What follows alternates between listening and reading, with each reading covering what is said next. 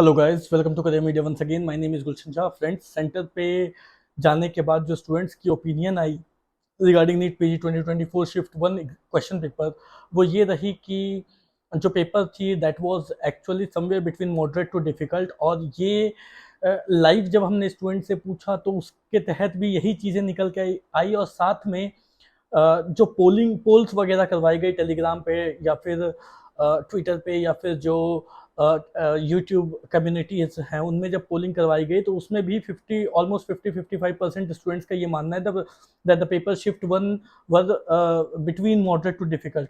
Now what does it mean कि between moderate to difficult, तो इनका ये कहना था कि बिटवीन 20-25% क्वेश्चन जो थे दैट वे इजियर क्वेश्चन थे जो कि स्ट्रेट फॉरवर्ड थे।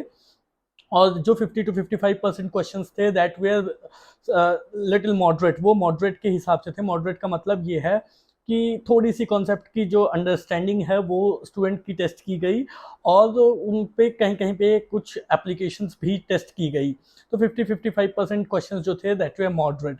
और टफर सेक्शंस की बात करें तो जो पेपर थी वो 20-25% पेपर जो थी वो टफ थी ना। अगर आप पिछले 2-3 साल का पेपर उठाओगे तो उसमें भी यही चीज़ें निकल के आई थी कि 2022 का पेपर जो था that were little easier in comparison to 21 and 23। और आप 24 से भी कंपेयर करोगे तो 22 का पेपर जो है वो थोड़ा सा ज़्यादा इजी था।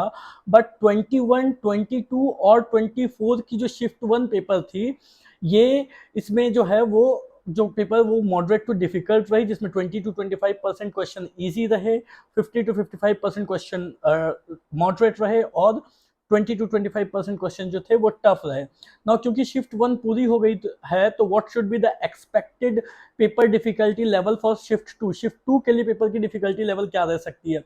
सी, मैंने आपको पहले ही बताया था कि जो एनबीई है उसके पॉइंट ऑफ व्यू, जो क्वेश्चन को रेडी करती है उसके पॉइंट ऑफ व्यू को समझना जरूरी होता है व्हेन यू आर एनालाइजिंग की पेपर किस तरीके का बन सकता है ना। एनबीई की तरफ से कुछ कुछ स्टेटमेंट्स भी आए हैं regarding difficulty level of question paper कि कैसा क्वेश्चन पेपर वो बनाने की कोशिश करेंगे।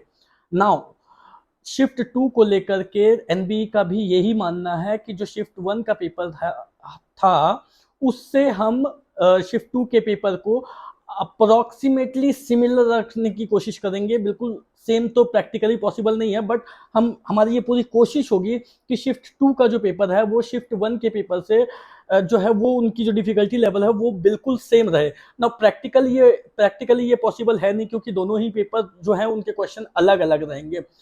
तो बट वो ट्राई किया जाएगा कि जो शिफ्ट टू का पेपर है वो भी 20-25% जो क्वेश्चन हैं वो इजी रहेंगे, 50-55% क्वेश्चन जो है वो मॉडरेट रखी जाएगी और 20-25% क्वेश्चन जो है वो डिफिकल्ट रखी जाएगी।